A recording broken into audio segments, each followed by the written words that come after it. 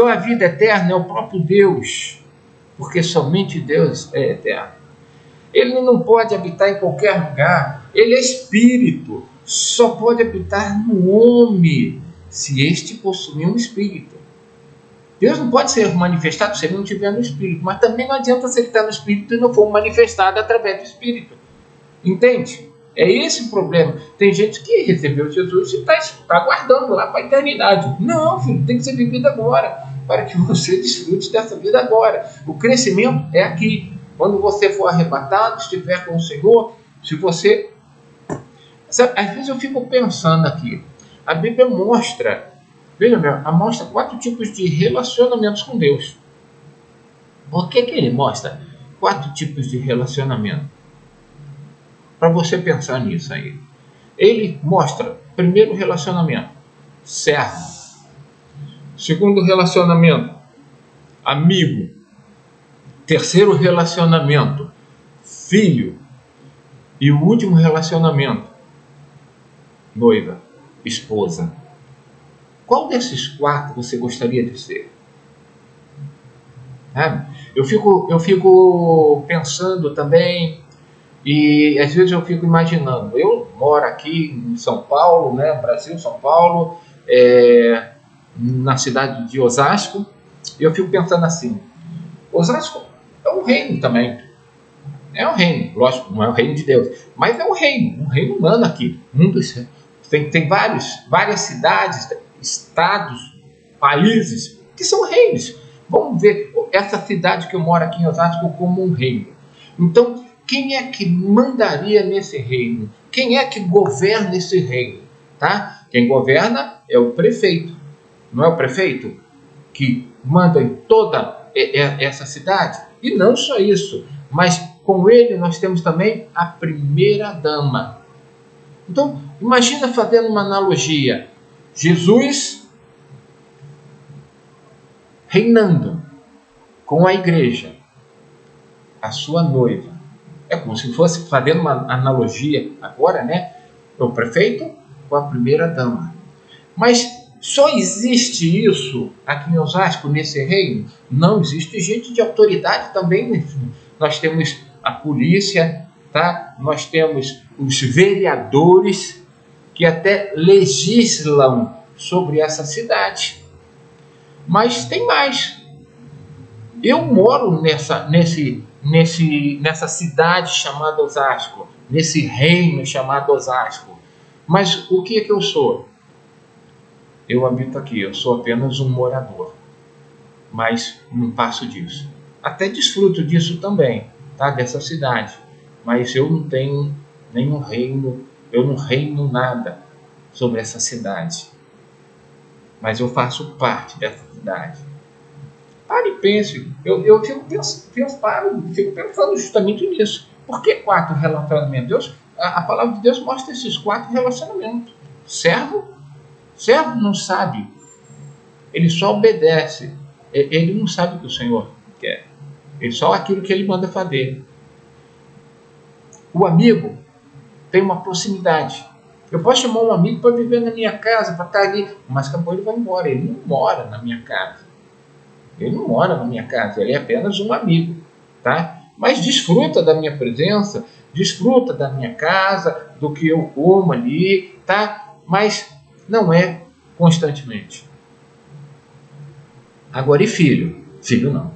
Primeiro que a minha casa é a casa dele, né? Então, meu filho, ele é herdeiro, né? Ele é herdeiro meu, tá? A Bíblia fala herdeiro e co-herdeiro, né? Então, ele é herdeiro meu.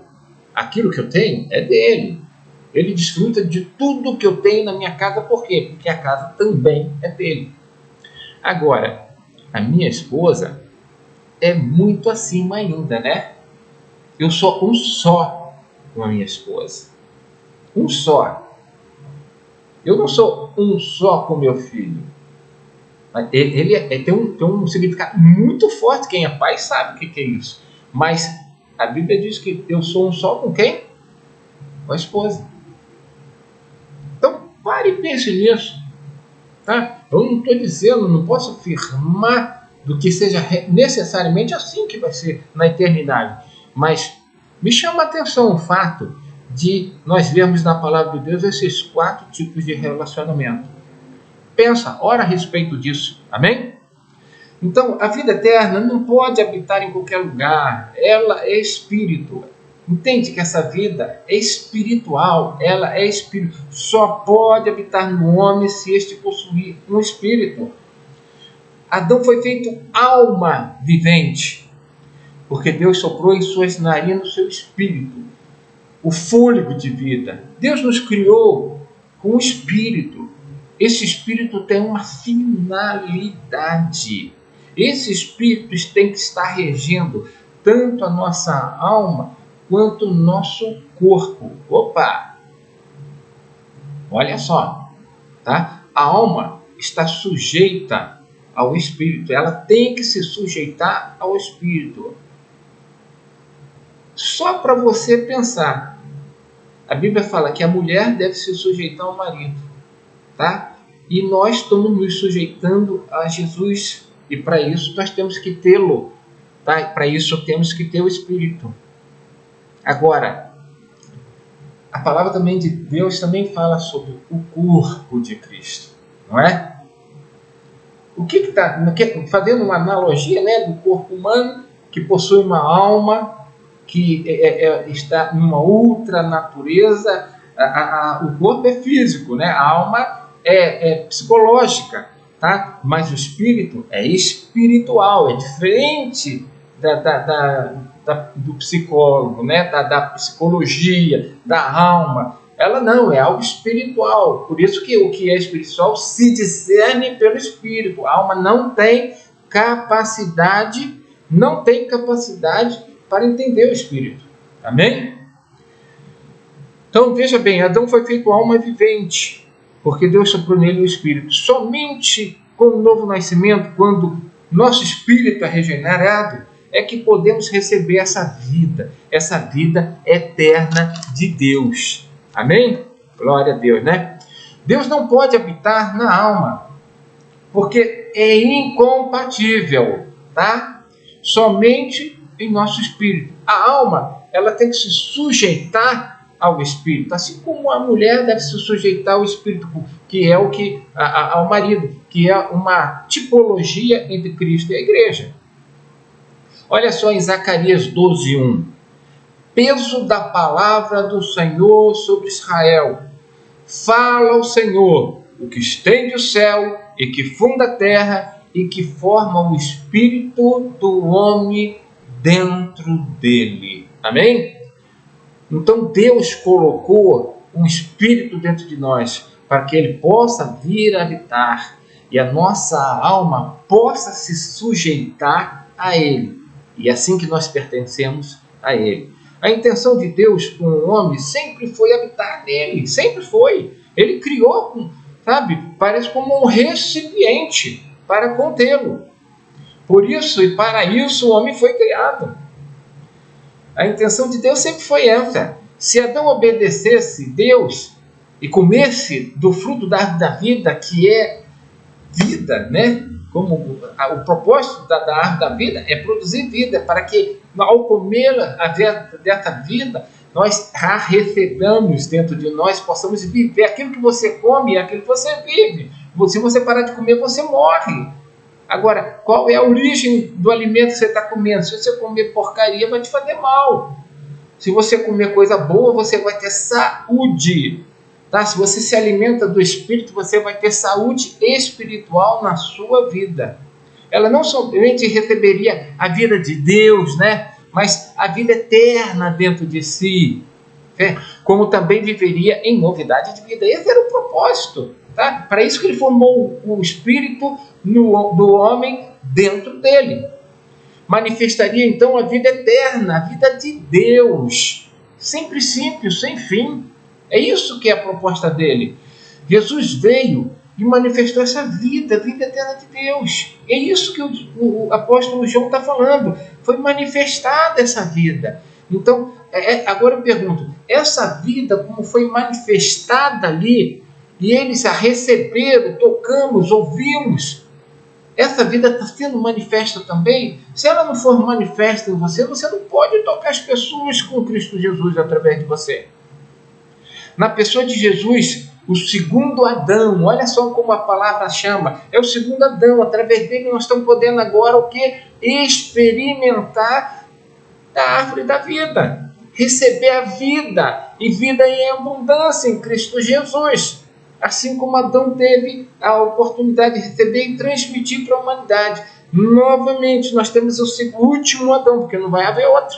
Jesus vem agora, através dele, se nós o recebemos, nós possuímos essa vida eterna. Nós estamos nos alimentando da árvore da vida, amém? Que é o próprio Deus. Tá? Tem a árvore do conhecimento do bem e do mal, representando o diabo. Tem a árvore da vida, que representa Deus, autor da vida. Então, ele não só receberia vida, mas receberia essa vida dentro dele, tá? E também viveria, tá? Essa novidade de vida. Na pessoa de Jesus, que é o segundo Adão, temos a última oportunidade de vivermos a vida eterna de Deus. Porque ele é o último Adão, não vai ter outro. Se você perder essa oportunidade, tá? Foi embora. Foi embora. Só assim poderemos viver eternamente. Somente em Deus, através de Jesus Cristo. Ele é o último Adão. Não perca essa chance. Em Salmo 133, uma passagem bastante interessante, no Salmo de número 133, né? Nos versículos 2 e 3 diz assim: é como óleo precioso. O óleo representa a unção do Espírito Santo sobre nós. Ele é precioso sobre a cabeça, que desce sobre a barba de Arão, e que desce a orla das suas vestes, como o orvalho de Hermon, e como o que desce sobre os montes de Sião, porque ali o Senhor ordena a bênção e a vida para sempre. O que é vida para sempre? Vida eterna. Amém? E é só esse versículo, se a gente for meditar nele, a gente vai ficar horas. Mas olha só o que ele está falando. Está falando da vida eterna. Tudo ali para expressar através do quê? Do óleo. Do óleo. Tá? Vai o quê? Ó, ele ordena a bênção e a vida para sempre. A vida eterna. Como é que nós recebemos? Pelo óleo. Pelo Espírito regenerado em Cristo Jesus, recebendo esse óleo do Espírito Santo sobre nós. É isso que acontece. E para terminar, deixa eu só falar uma coisa. Deus nos fez como um recipiente, tá? Um recipiente que é o nosso espírito. Para quê? Porque nós precisamos nos encher do Espírito de Deus, o Espírito Santo, e viver através dele. A nossa alma tem que estar sujeita ao Espírito. Tá? Eu sei que existe um monte de problema no meio dos cristãos sobre a mulher obedecer ao marido, mas é isso que ali está sendo representado. Tá? Nós somos a mulher, nós somos a noiva de Cristo, ele é o esposo, nós somos a esposa. Tá? E como mulher, espiritualmente falando, nós temos que submeter ao Espírito. Amém? É isso que diz. Então, é isso que nós precisamos, nos inclinar para o Espírito e não para a carne. Se nós inclinarmos para a carne, nós vamos cumprir a consciência da carne. Agora, a inclinação para o Espírito diz que é vida e paz. Para terminar, Efésios 5,18. E não vos embriagueis com vinho em que há contenda, mas enchei-vos do Espírito. Sabe, quando você...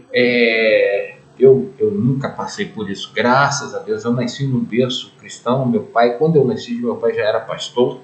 Tá? E graças a Deus eu sigo o mesmo caminho dele. Sou pastor já há muitos anos. Mas olha a comparação que ele faz. E não vos embriaguei com vinho. O vinho é uma coisa que vai trazendo uma alegria, mas te deixa embriagado e você perde o sentido, o controle da sua vida, e muitas vezes comete até coisas erradas, tá? coisas que vão te trazer danos depois, mas aqui ele fala assim, da mesma forma que você se enche do vinho e aquilo te toma e dirige o seu ser, porque você perde o seu sentido, parece que você está sendo dirigido pelaquela bebida no teu corpo, é a mesma coisa que você tem que fazer. Beba do Espírito Santo, enche-se do Espírito Santo, de tal maneira que não vive você mais, mas Cristo vive em você, pela manifestação dessa vida eterna que está em você. Deixa essa vida eterna se manifestar em você. É para isso que Jesus veio manifestar essa vida eterna. E João, eles, não só João, mas os outros apóstolos, todos a receberam. E eles estavam assim tão extasiados com isso, vivendo ali a presença de Deus todo momento na pessoa de Jesus Cristo. Eu quero te dizer que nós podemos ser como os apóstolos, vivenciar e experimentar Cristo a cada dia, ter a direção dele, ter a presença dele, sabe? Estar em comunhão com ele o tempo todo. Aliás, comunhão é uma das faculdades do Espírito. Não esqueça disso, já falei isso, né? Consciência, onde você é conscientizado, você não raciocina para receber as coisas, você é conscientizado, a palavra é revelada, tá? E você é conscientizado daquilo, tá? Você não teria condição nunca de chegar à conclusão. Não pensa que você, se baseando só na leitura da palavra, você vai receber conhecimento assim na alma, mas no Espírito é revelação. Nós somos conscientizados. O Espírito não tem mente, não tem raciocínio. No Espírito nós temos consciência, nós temos comunhão. Tá? Muitas vezes essa palavra é usada humanamente falando. Comunhão entre os irmãos existe se for no Espírito. Senão é apenas o quê? Um ajuntamento onde são amigos e são conhecidos. Tá? Nesse sentido, eu posso ter comunhão com como de certa forma eu tinha com meus outros alunos da classe que eu estudava, eu fiz odontologia, eu tinha ali certa amizade com eles, então eu tinha comunhão com eles? Não, porque essa palavra comunhão é muitas vezes usada, às vezes nós estamos na igreja, numa reunião, simplesmente assim, de comer, sabe, de conversar, e não necessariamente estamos no Espírito. Deveria estar sempre no Espírito. Tá? Então, essa palavra comunhão, ela é aplicada quando o Espírito está fluindo, tá? Ou com Deus, verticalmente, ou horizontalmente entre os irmãos. É essa a unidade. Com bom e consórcio é que os irmãos vivem em união. Essa união é comunhão em Cristo Jesus. Tá? Porque eu tenho a mesma natureza. Porque senão você está até comungando apenas a vida humana. Tá? Então, se você comungar a vida humana, vamos dizer que é uma comunhão, mas não é essa comunhão que a Bíblia fala que nós devemos ter entre os irmãos.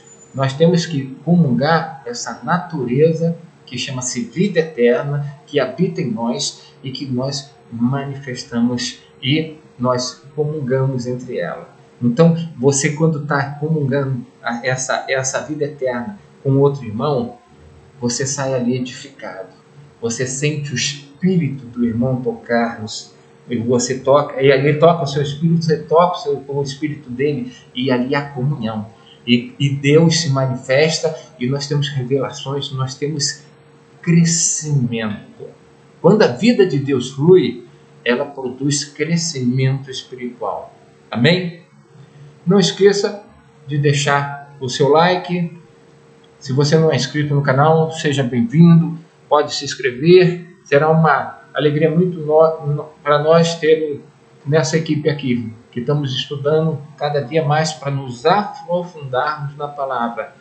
Tá? E se você conhece alguém que gostaria de ouvir essa palavra ou que você queira transmitir, compartilhe. Amém? Até a próxima, se Deus quiser. Amém.